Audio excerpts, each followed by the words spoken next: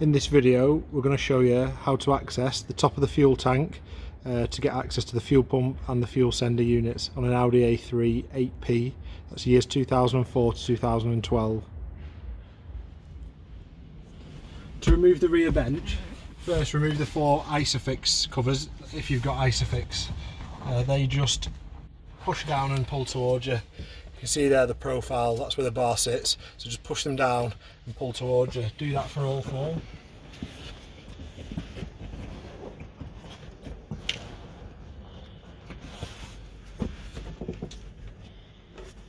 Now the front of the seat and the rear is clipped into place. Remove the front first. There's a mounting point here in the middle of each side seat. You just need to get your hands there and give it a good pull. Do both sides.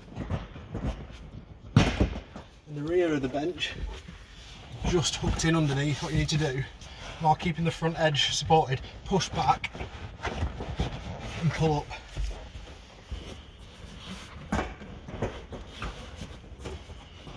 And you can remove the bench from the vehicle. You can see the points on the back there.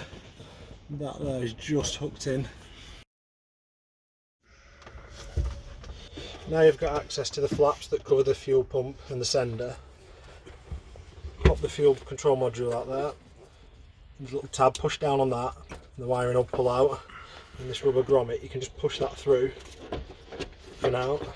And using that same hole, just get your fingers in. Pop the cover up, and that'll feed back through. That allows you access there to the top of the fuel tank and the fuel pump and the sender. This is a Quattro model, so it's got a fuel pump and sender on one side, and then on the other side of the tank, on the left side, there's also another sender. Same again with this.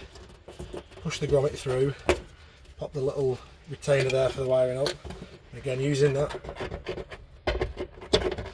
hole, pop the cover up, and that gives you access to the top of the tank and the sender on the left side.